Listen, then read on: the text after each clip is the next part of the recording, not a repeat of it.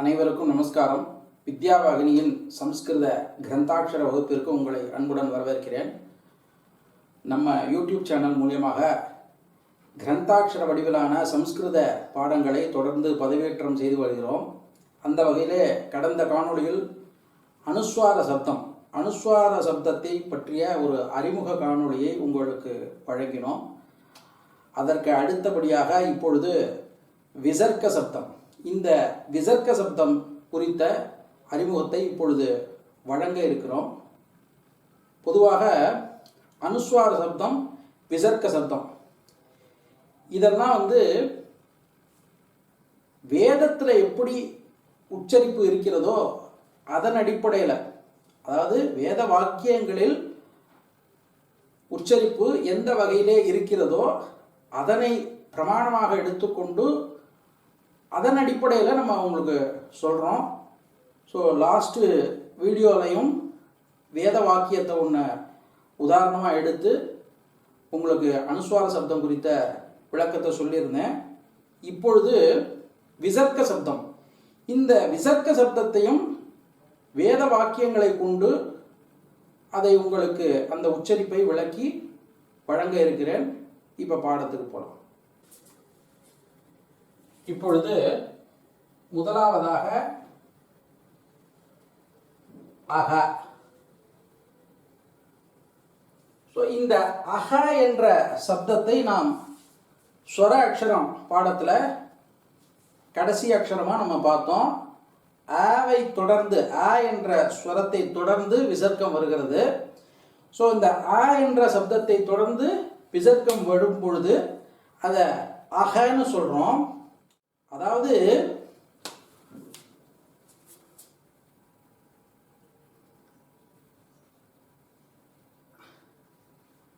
ஆ என்ற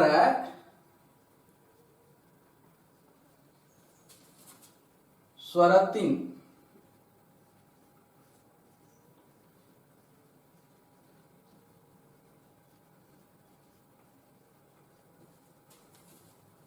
கூட்டோடு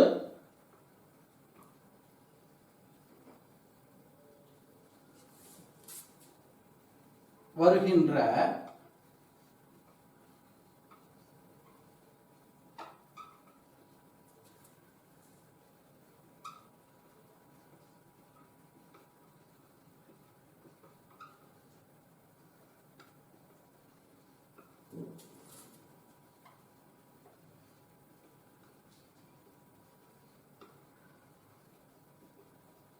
வர்க்காட்சரத்தை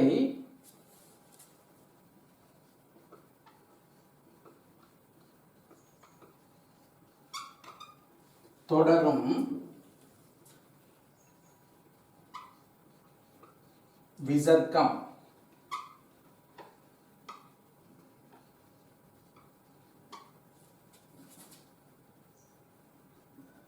ஹ என்ற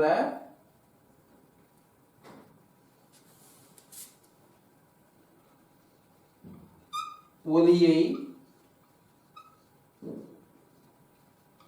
பெறுகிறது.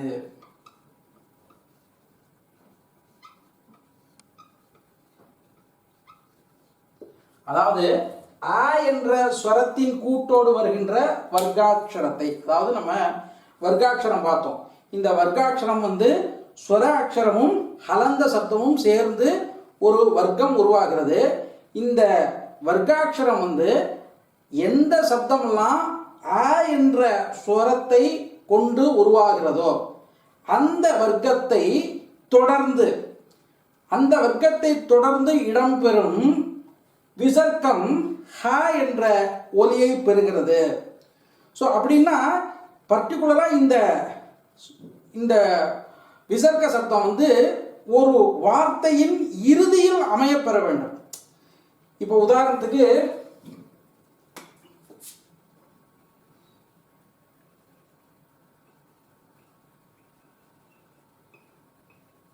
ரா ம. ஸோ ரா ம. இப்போ இந்த விசர்க்கம், பின்னாடி இருக்கிற விசர்க்கம் இருக்கு இல்லையா, இதுக்கு ஹ ஹா என்ற சப்தம் கிடைக்கிறது. எனவே ஆ என்ற சப்தத்தை தொடர்ந்து வரும் விசர்க்கம். ஆ என்ற சப்தம்னா இந்த ஆ என்ற ஸ்வரத்தோட கூட்டு, அந்த கூட்டோடு வரும் வர்க்காட்சரம். வர்க்காட்சரமா இருக்கலாம், விஞ்ஞானக்ஷரமா இருக்கலாம். விஞ்ஞானக்ஷரமா இருந்தாலும் அது வர்க்காட்சரத்தோட முதல் அக்ஷரம் தான். ஸோ அப்படி வரும் சப்தத்தை தொடர்ந்து வரும் விசர்க்கத்தை நம்ம ஹான்னு உச்சரிக்கணும். ஸோ இப்போ அதுக்கு எக்ஸாம்பிளாக இப்போ ராமகன் ஒரு சிம்பிள் வேர்டு ஒன்று உங்களுக்கு கொடுத்துருக்கேன். இதை தொடர்ந்து இப்போ வந்து ஒரு வேத வாக்கியம், இந்த வேத வாக்கியத்தை உங்களுக்கு எழுதி போட்டு அதோட சப்தம் எப்படி இருக்குன்னு இப்போ நான் உங்களுக்கு சொல்கிறேன்.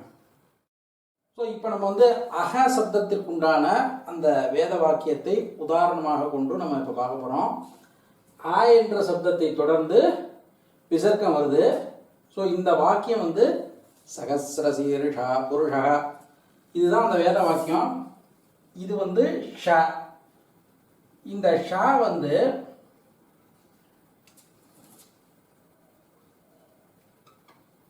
இஷு பிளஸ் அ, இஷு பிளஸ் அ ஷ. ஸோ இதற்கு விசர்க்கம் வருது. இந்த அ என்ற சப்தத்தை தொடர்ந்து விசர்க்கம் வருது. அதனால இதுக்கு வந்து புருஷ ஹ. இஷு இஷு பிளஸ் அ ஷ. ஸோ அந்த விசர்க்கத்துக்கு ஹ, சகசிரசீர்ஷா புருஷா. ஸோ இது வந்து நமக்கு வேதத்தில் இருக்கிற இந்த வாக்கியம். அந்த வாக்கியத்தை அடிப்படையாக கொண்டு ஆ என்ற சப்தத்தை தொடர்ந்து விசர்க்கம் வரும் பொழுது அந்த விசர்க்க ஒலி எவ்வாறு ஹ என்று ஒலிக்கிறது என்பதனை இதை கொண்டு நாம் இப்பொழுது பார்த்தோம். அடுத்ததாக ஆ.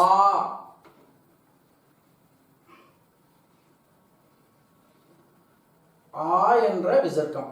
ஸோ இது தமிழில் எழுதுறேங்க. ஆ. ஸோ இதன் இந்த விசர்க்கம்,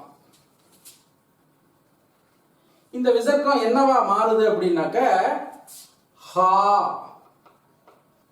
இந்த ஹா இருக்கு இல்லையா, இந்த ஹாலே நெடில் சப்தமாயிடும்.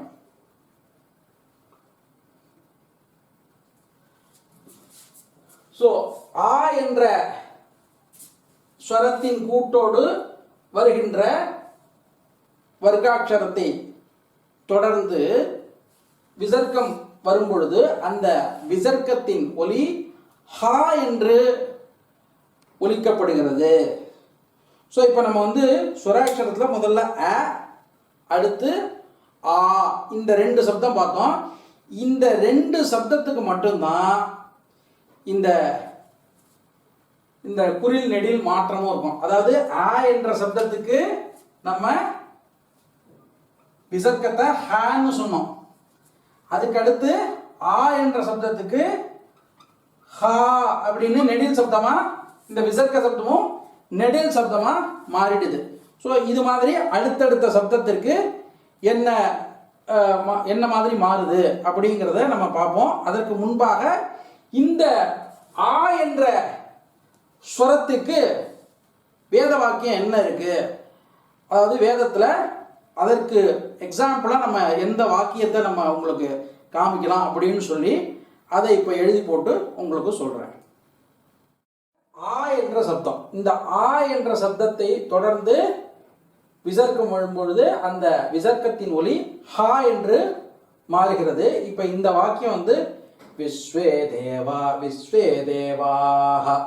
ஸோ இந்த வாக்கியம் இப்போ தேவா, இந்த வாங்கிறது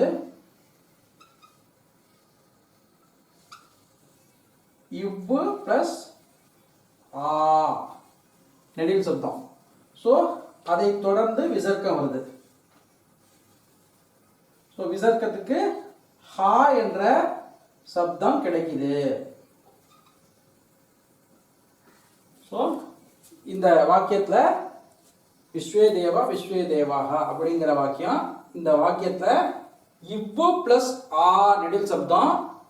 ஸோ அதனால இந்த விசர்க்கத்துக்கு ஹா என்ற சப்தம் கிடைக்கிறது. விஸ்வே தேவா விஸ்வே தேவாஹ ஆஹா அப்படிங்கிறது இதோட சப்தம். ஸோ ஆ என்ற சப்தத்தை தொடர்ந்து விசர்க்கம் வரும்பொழுது அந்த விசர்க்கத்தின் ஒலி எவ்வாறு ஹா என்று ஒலிக்கிறது என்பதனை இந்த வேத வாக்கியத்தின் மூலம் நாம் புரிந்து கொள்ளலாம். அடுத்ததாக இ ஸ்வரத்தில் வந்து ஸ்வராட்சரத்தில் அடுத்து நம்ம பார்க்கறது இ. இந்த ஈ என்ற சப்தத்தை தொடர்ந்து விசர்க்கம் வரும்பொழுது அது என்னவாகுது? ஸோ ஈ என்ற ஸ்வரத்தின் கூட்டோடு வருகின்ற வர்க்காட்சரத்தை தொடர்ந்து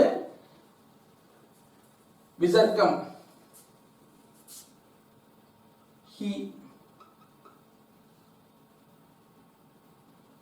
ஹி. ஸோ ஈ என்ற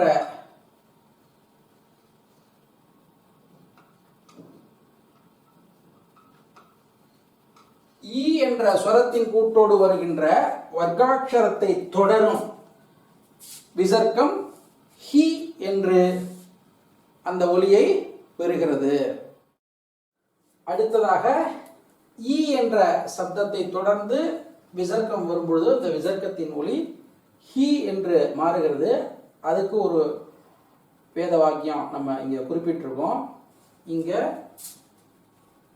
இங்கே வந்து கூட்டெழுத்து வந்தால் தான் உங்களுக்கு புரியும். அக்னிஹின்னு இருக்கு இந்த இடத்துல. ஸோ இது வந்து உங்களுக்கு கூட்டெழுத்து வந்தால் தான் இதெல்லாம் புரியும். இருந்தாலும் இந்த இடத்துல நம்ம எக்ஸ்பிளைன் பண்ணாமல் அடுத்து வார்த்தைகள் அந்த சப்தத்துக்கு போக முடியாது. ஸோ அதனால தான் நம்ம வந்து கூட்டெழுத்து பயன்பாட்டில் உங்களுக்கு வார்த்தைகள் எல்லாம் எழுதி போடுறோம். ஸோ அதெல்லாம் எதையுமே நீங்கள் இப்போதைக்கு பார்க்க வேண்டாம், சொல்கிறத மட்டும் கவனிங்க. அடுத்து வந்து உங்களுக்கு கூட்டெழுத்து பயன்பாடு இல்லாமல் நம்ம வார்த்தைகளை சொல்லிவிட்டு அப்புறம் கூட்டெழுத்தை அறிமுகப்படுத்துவோம். கூட்டெழுத்தை அறிமுகப்படுத்திய பிறகு மீண்டும் நீங்கள் இதெல்லாம் ஒரு தடவை ரிவைஸ் பண்ணி பார்த்தீங்கன்னா உங்களுக்கு புரியும். இப்போ இந்த இடத்துல வந்து பார்த்தீங்கன்னா அக்னிஹி அப்படின்னு இருக்கு. இந்த அக்னிஹிங்கும் பொழுது இந்த இது நீ. ஸோ இது கூட்டெழுத்து வந்தால் தான் உங்களுக்கு புரியும்.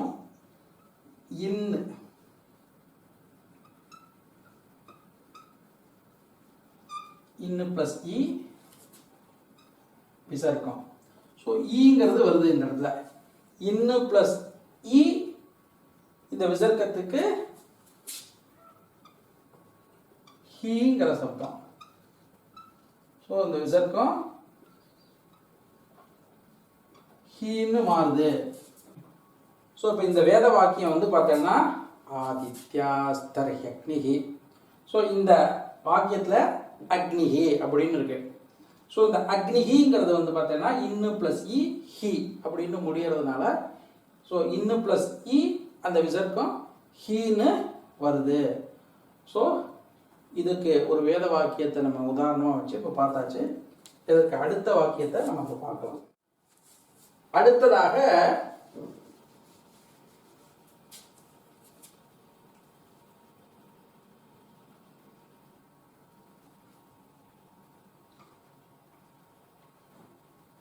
இது வந்து நெடில் ஈ.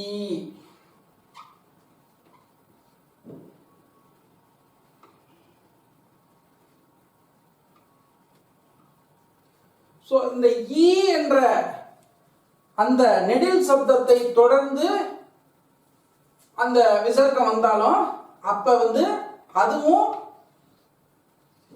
ஹி என்றுதான் ஒலிக்கப்படுகிறது. ஸோ வந்து நம்ம குறில் ஈயா இருந்தாலும் சரி, குறில் ஈ அப்புறம் நெடில் ஈ. இப்ப இந்த இரண்டையும் தொடர்ந்து விசர்க்கம் வரும்பொழுது அந்த விசர்க்கம் ஹி என்றே ஒலிக்கப்படுகிறது. இதுக்கு முன்னாடி நம்ம வந்து ஸ்வராட்சரத்துல அ ஆ ரெண்டு பார்த்தோம். இந்த அ என்ற ஒலியை தொடரும் பொழுது அது ஹன்னும், ஆ என்ற ஒலியை தொடரும் பொழுது அது வந்து நெடிலா மாறுது, அதையும் ஹா என்று மாறுது.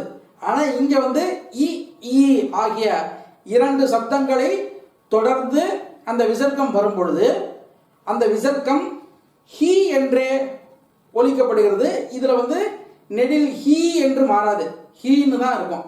ஸோ இதுக்கும் நம்ம வந்து வேத வாக்கியத்தை உங்களுக்கு உதாரணமாக காமிச்சு நம்ம அதை எக்ஸ்பிளைன் பண்ணுறேன்.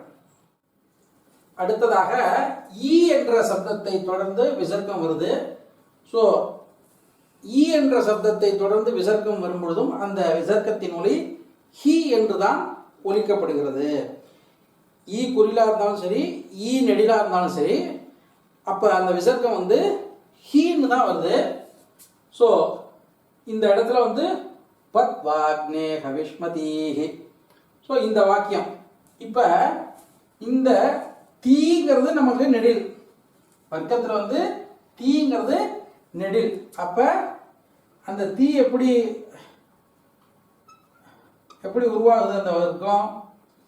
இத்து பிளஸ் ஈ, இத்து பிளஸ் ஈ தீ, நெடில் சப்தம். ஸோ அப்போ இந்த விசர்க்கத்துக்கு வந்து ஹி.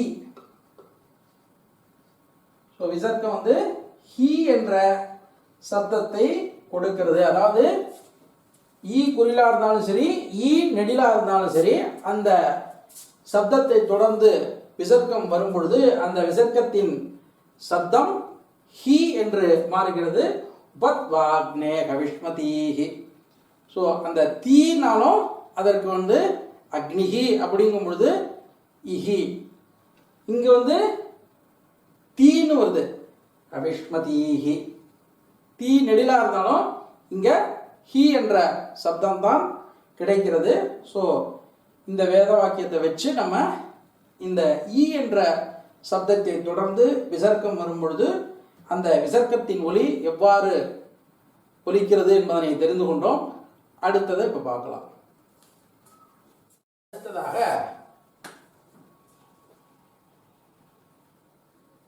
உ.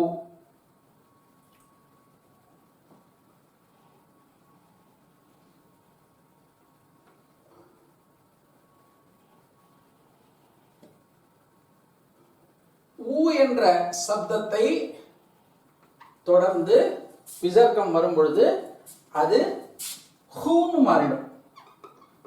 விசர்க்கத்தோட சப்தம் ஹூ என்று மாறுகிறது. உதாரணத்துக்கு குருஹு அப்படின்னு சொல்லலாம், குருஹு, தருஹு, அதெல்லாம்.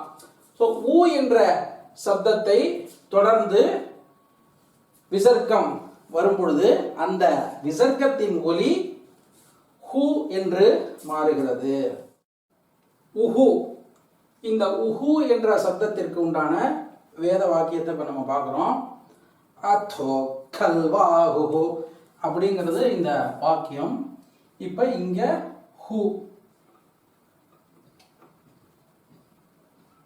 ஹூ, அதை தொடர்ந்து விசர்க்கம் வருது.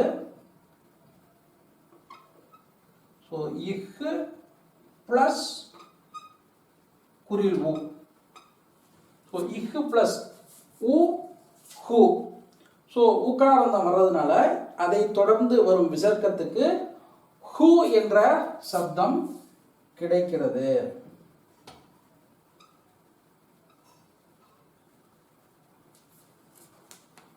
அதோ கல்வாஹு அப்படிங்கிறது இந்த வாக்கியம். ஸோ இதன் மூலமாக நாம் ஊ என்ற சப்தத்தை தொடர்ந்து விசர்க்கம் வரும் பொழுது அந்த விசர்க்கத்தின் ஒலி ஹூ என்று உச்சரிக்கப்படுகிறது என்பதனை இந்த வேத வாக்கியத்தின் மூலம் புரிந்து கொள்ள முடிகிறது. சரியா? ஸோ இதற்கு அடுத்ததாக ஊ.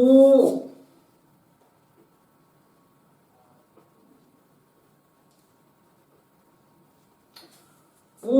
இப்ப இந்த ஊ என்ற சப்தத்துக்கும் அந்த விசர்க்கம் ஹூ என்று தான் மாறுது. எப்படி நம்ம வந்து இ ஈ அப்படிங்கிற சப்தத்துக்கு அந்த ஹீன்னு தான் மாறுதோ அதே மாதிரி உ ஊ ஆகிய இரண்டு சப்தத்திற்கும் அந்த விசர்க்கத்தின் ஒலி ஹூ என்றே மாறுகிறது. இதுலேருந்து நம்ம என்ன புரிஞ்சுக்கணும்னா, முதல்ல வந்த ஸ்வராட்சரத்தில் முதல் சப்தம் அ ஆ, அதுக்கு மட்டும்தான் அது வந்து குறில் நெடிலாக அந்த ஹ என்ற சப்தம் மாறுகிறது. அதற்கு அடுத்ததாக இந்த ஈயா இருக்கட்டும் ஊவா இருக்கட்டும், இது ரெண்டுக்குமே இந்த விசர்க்க சப்தம் குறில் சப்தத்திலே தான் இருக்கு, நெடில் சப்தமா மாறல அப்படிங்கிறத நீங்க புரிஞ்சுக்கணும். இதற்கும் நாம் ஒரு வேத வாக்கியத்தை உங்களுக்கு எழுதி அதை உங்களுக்கு விளக்குகிறேன். ஊ என்ற சப்தத்தை தொடர்ந்து விசர்க்கம் வரும் பொழுது அந்த விசர்க்கத்தின் ஒலி என்னவாக மாறுகிறது, எப்படி மாறுகிறதுங்கிறத இப்போ இந்த வேத வாக்கியத்தை உங்களுக்கு கொடுத்து அதை சொல்கிறேன். ஸோ இந்த வேத வாக்கியத்தில் இங்கே பூ, நாலாவது பூ அப்படிங்கிற சப்தம் வருது. ஸோ பூஹு அப்படிங்கிறது வருது. இங்கே பூங்கிறத தொடர்ந்து விசர்க்கம் வரும் பொழுது இங்கே ஹூ அப்படின்னு வருது அது. ஸோ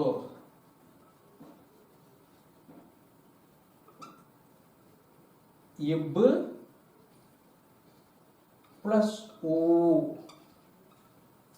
இப்போ ஊ நெடில் சப்தம், அந்த ஊ நெடில் சப்தத்திற்கு அதை தொடர்ந்து விசர்க்கம் வரும் பொழுது அது ஹூ ஹூ என்று மாறுகிறது. ஸோ ஷமீ கர்ப்பாஜ்ஜனய நயோமயோ பூ அப்படிங்கிறது இந்த வேத வாக்கியம். யோமயோ பூஹு பூஹு, அந்த பூஹுங்கும் பொழுது இப்பு பிளஸ் ஊ, இப்பு அதாவது நாபிலேருந்து அந்த காற்று ஒலியோடு சேர்ந்து இந்த சப்தம் வரணும். இப்பு பிளஸ் ஊ நெடில்.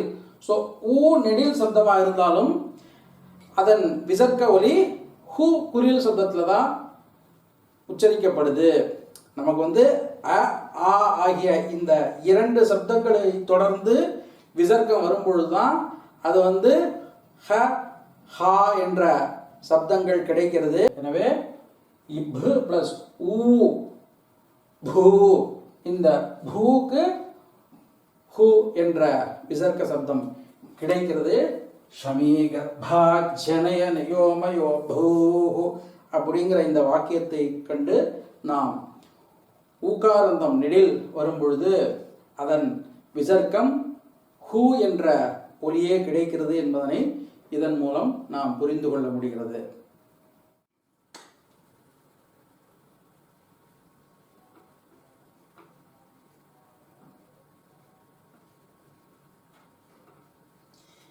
ஏ நெடில் சப்தம், ஏ ஹே,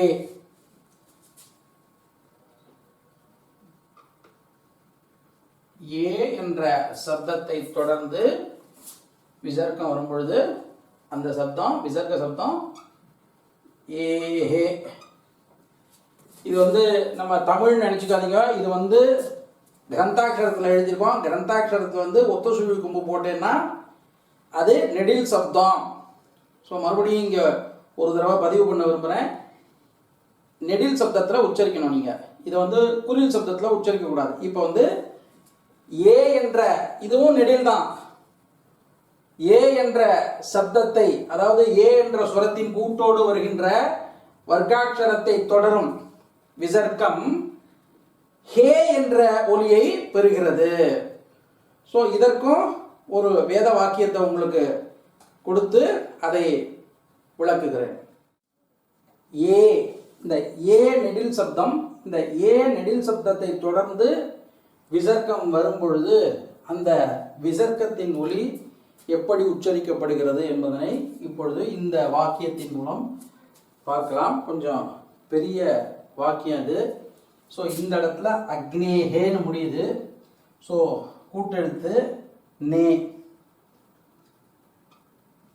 ஸோ நே இன்னு ப்ளஸ் ஏ, நே. ஸோ விசர்க்கம்.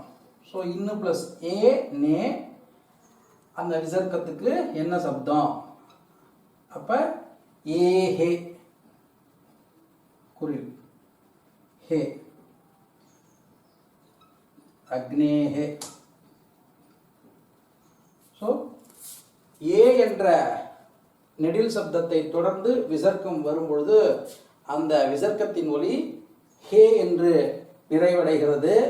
துவாரோ தேவீரன்வஸ்ய விஸ்வே பிரதாததந்தே அக்னே அப்படிங்கிறது இந்த வாக்கியம். ஸோ அக்னேஹே அப்படிங்கும் பொழுது இந்த ஏ என்ற சப்தம் வருகிறது. இந்த ஏ என்ற சப்தத்தை தொடர்ந்து விசர்க்கம் வரும் பொழுது அந்த விசர்க்கத்தின் ஒலி ஹே என்று உச்சரிக்கப்படுகிறது. எனவே துவாரோ தேவீரன்வஸ்ய விஸ்வே பிரதாததந்தே அக்னேஹே அப்படின்ற வேத வாக்கியம் மூலமாக நாம் ஏ என்ற சப்தத்தை தொடர்ந்து விசர்க்கம் வரும்பொழுது அந்த விசர்க்கத்தின் ஒலி எப்படி உச்சரிக்கப்படுகிறது என்பதனை நாம் இதன் மூலம் தெரிந்து கொள்ள முடிகிறது. அடுத்ததாக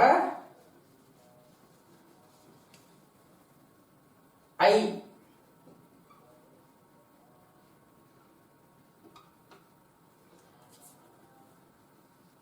ஐ. ஸோ இப்போ இந்த ஐ என்ற சப்தத்தை தொடர்ந்து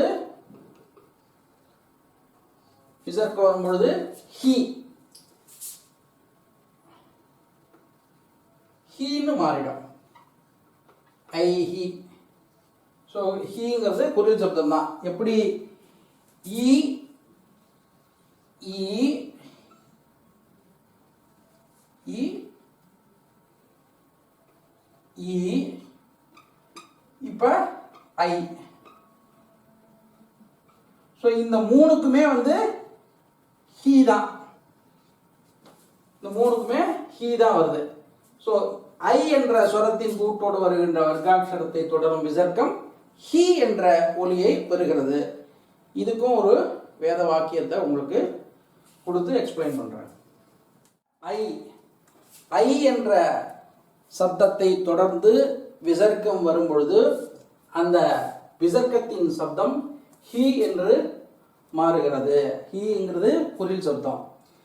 ஸோ இப்போ ஒரு வாக்கியம் நம்ம இங்கே எழுதி போட்டிருக்கோம். இந்த வாக்கியத்தில் 2 விசர்க்கம் வருது, குழப்பிக்க கூடாது. நம்ம இந்த விசர்க்கம் தான் உதாரணமாக நம்ம எடுத்துக்க போகிறோம். ஸோ இந்த விசர்க்கம் ஒரு வார்த்தையின் இடையில் வருகிறது. அதை பற்றி நம்ம பின்னாடி பார்ப்போம். அடுத்த காணொளியில் இது மாதிரி இடையில் வரும்பொழுது, ஒரு வாக்கியத்தின் இடையில் வரும்பொழுது வரும் விசர்க்கத்துக்கு என்ன ஒலி அப்படிங்கிறத நம்ம அடுத்த காணொளியில் நம்ம பார்க்க போகிறோம். இந்த காணொளியில் நீங்கள் இந்த விசர்க்கத்தை தான் நம்ம இப்போ உதாரணமாக எடுத்துக்க போகிறோம். இந்த வாக்கியம் என்ன வாக்கியம்னா வாயு பாத்ரைஹி. ஸோ இந்த வாக்கியம், இந்த வாக்கியத்தில் இந்த கூட்டெழுத்தில் வருது. ஸோ இது நம்ம தமிழில் எழுதுகிறேன் ரை ரை. ஸோ ரைங்கிறது இங்கே கிரந்தத்துலையும் எழுதுகிறேன். அப்படி கிரந்தத்தில் ரை உங்களுக்கு புரிஞ்சுக்கணுங்கிறதுக்காக எழுதுகிறேன். ஸோ இப்போ இது எப்படி உருவாகுது அப்படின்னா கூட்டெழுத்தில் இரு பிளஸ் ஐ. ஸோ விசர்க்கம் வருது. இந்த இரு பிளஸ் ஐ ரை. ஸோ ஐங்கிற சப்தம் இந்த கூட்டில் வருது. இந்த ரைங்கிற சப்தத்தில் வர்க்கத்தில் ஐ என்ற சப்தத்தோட கூட்டில் வருது. அப்படிங்கிறதுனால இந்த விசர்க்கம் ஹி என்று உச்சரிக்கப்படுகிறது. ஸோ வாயு பாத்ரைஹி அப்படிங்கிறது இந்த வேத வாக்கியம். இந்த வாக்கியத்தை கொண்டு நாம் ஐ என்ற சப்தத்தை தொடர்ந்து விசர்க்கம் வரும் பொழுது அந்த விசர்க்கத்தின் ஒலி எப்படி ஹி என்று உச்சரிக்கப்படுகிறது அப்படிங்கிறத நம்ம பார்த்தோம். ஸோ இதற்கு முன்பாக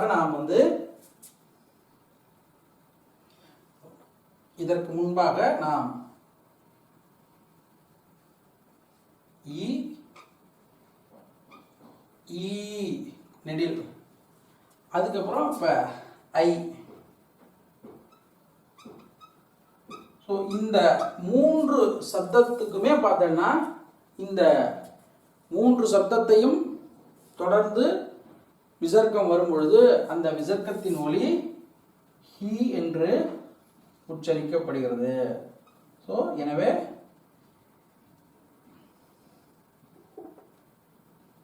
இந்த விசர்க்கத்தின் ஒலி ஹி என்ற ஒலி என்பதை இந்த வேத வாக்கியத்தின் மூலமாக நாம் பார்த்தோம். அடுத்த வாக்கியத்தை இப்ப நம்ம பார்க்கலாம். அடுத்ததாக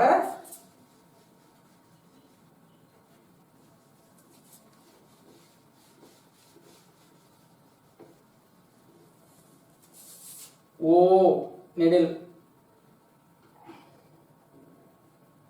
இது வந்து நெடில் சப்தம். ஓங்கிறது நெடில் சப்தம்.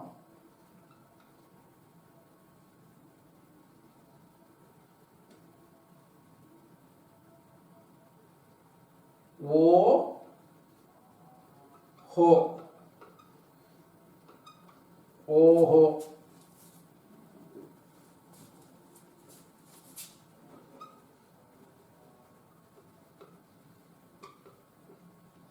ஓஹோ. ஸோ ஓ என்ற சுரத்தின் கூட்டோடு வருகின்ற வர்க்காட்சரத்தை தொடரும் விசர்க்கம் ஹோ என்ற ஒலியை பெறுகிறது. ஸோ இதுக்கும் ஒரு வேத வாக்கியம் உங்களுக்கு கொடுக்குறேன். ஓ என்ற சப்தத்தை தொடர்ந்து விசர்க்கம் வருகிறது. இந்த ஓ என்ற சப்தத்தை தொடர்ந்து விசர்க்கம் வரும் பொழுது அந்த விசர்க்கத்தின் ஒலி ஹோ என்று உச்சரிக்கப்படுகிறது. இப்போ வந்து இந்த இடத்துல இது யோ. இந்த யோ எப்படி இந்த வர்க்கம் உருவாகுதுன்னா இ பிளஸ் ஓ. ஸோ விசர்க்கம் வருது. இந்த யோ என்ற வர்க்காட்சரம் இ பிளஸ் ஓ என்ற அந்த ஓ என்ற சுரத்தின் மூலம் உருவாகிறது. ஸோ அதை தொடர்ந்து விசர்க்கம் வரும் பொழுது இந்த விசர்க்கத்தின் ஒலி ஹோ என்று உச்சரிக்கப்படுகிறது. ஹோ.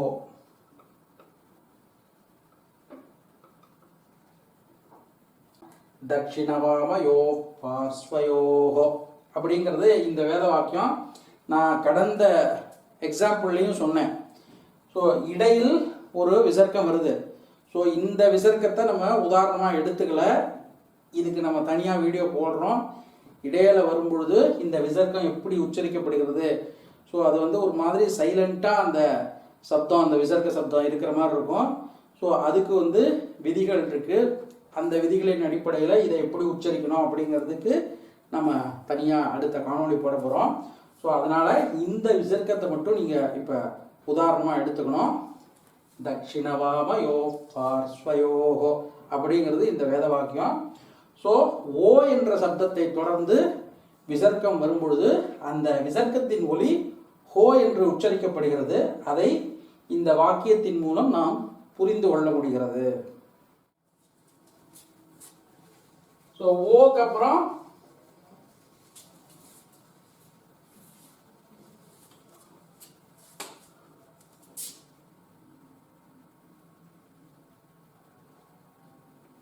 ஔ.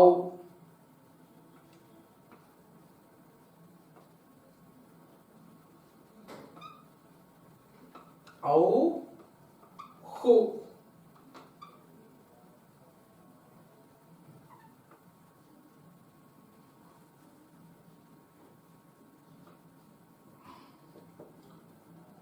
ஔ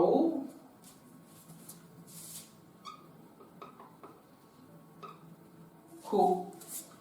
ஸோ ஔ என்ற சப்தத்தை தொடர்ந்து விசர்க்கம் வரும் பொழுது அந்த ஔ என்பது விசர்க்கத்துக்கு ஹு என்ற சப்தத்தை கொடுக்கிறது.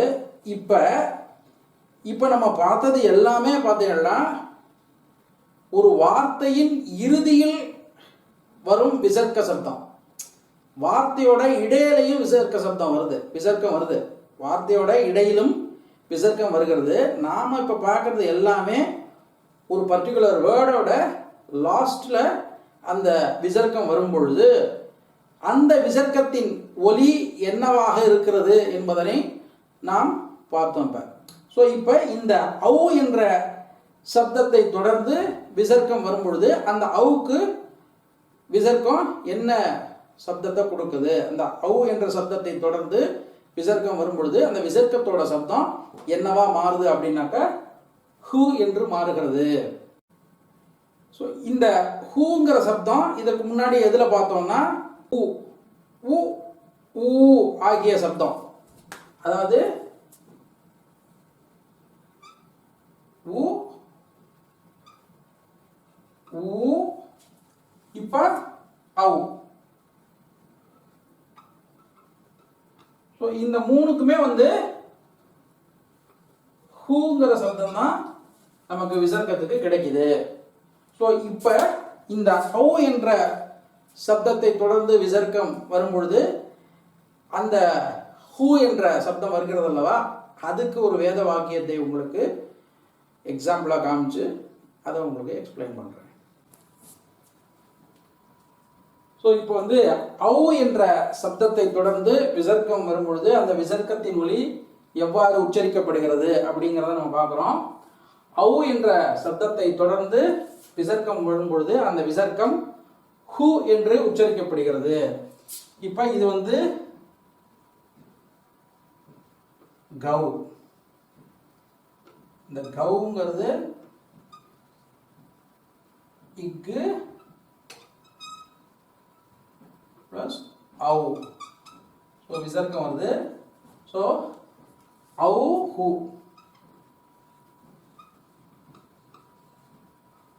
ஔ ஹூ. ஸோ ஔ என்ற சப்தத்தை தொடர்ந்து விசர்க்கம் வரும்பொழுது அந்த விசர்க்கத்தின் ஒலி ஹூ என்று உச்சரிக்கப்படுகிறது. இப்போ இது ஒரு சின்ன வாக்கியம்தான். யத் கௌஹோ அப்படிங்கிறது இந்த வாக்கியம். இதில் விசர்க்கம் வருது. இந்த விசர்க்கத்துக்கு ஹூ என்ற சப்தம் கிடைக்கிறது. ஸோ நம்ம இதற்கு முன்பாக நம்ம என்னென்ன சப்தத்துக்கு ஹூ வருதுன்னு பார்த்தோம். ஊ ஊ அடுத்து ஔ.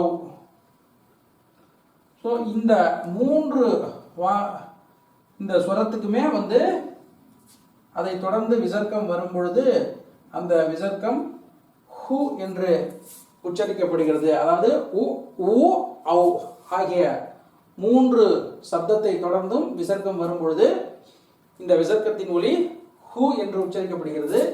இந்த வேத வாக்கியம் யத் கௌஹு அப்படிங்கிற இந்த வாக்கியத்தை கொண்டு நாம் இந்த விசர்க்க ஒலி ஹூ என்று வரும் என்பதை புரிந்து கொள்ள முடிகிறது. எனவே இந்த காணொளியில் நம்ம இந்த ஒரு வாக்கியத்திலேயோ அந்த வார்த்தையிலேயோ இறுதியாக இடம்பெறும் விசர்க்கத்தின் ஒலி எப்படி மாறுபடுகிறது, அதாவது எந்தெந்த சப்தத்தை தொடர்ந்து விசர்க்கம் இடம்பெற்றால் அந்த விசர்க்கம் என்ன ஒலியாக எப்படி உச்சரிக்கப்படுகிறது என்பதனை நாம் இந்த காணொளியில் நம்ம பார்த்தோம். இதற்கு அடுத்ததாக நாம் ஒரு வாக்கியத்தின் இடையே விசர்க்கம் வந்தால் அந்த விசர்க்கம் எப்படி உச்சரிக்கப்படும் என்பதனை நாம் அடுத்த காணொளியில் பார்க்கலாம். ஸோ இதை ரொம்ப கவனமாக மறுபடி போட்டு பார்த்து இதை எழுதிட்டு நோட்ஸ் எடுத்துக்கோங்க. எழுதி பார்த்து அடுத்தடுத்து நம்ம நிறைய வேர்ட்ஸ் எல்லாம் நம்ம உங்களுக்கு ப்ராக்டிஸ் கொடுப்போம். நம்ம அடுத்தடுத்து நம்ம கொடுக்குற பாடங்களை நாம் கவனமாக பார்த்து இந்த ரெஃபரன்ஸ் எல்லாம் அப்போ மறுபடி ரீகேப் பண்ணி நீங்கள் அதை ப்ராக்டிஸ் பண்ணணும். ஸோ இந்த காணொளியை இத்துடன் நிறைவு செய்கிறேன். அடுத்தது வார்த்தையின் இடையே விசர்க்கம் வரும் பொழுது அந்த விசர்க்கத்தின் ஒலி எப்படி உச்சரிக்கப்படும் என்ற காணொளியை அடுத்து நம்ம பதிவு செய்கிறோம். ஸோ அந்த காணொளியை அடுத்து பார்க்கலாம்.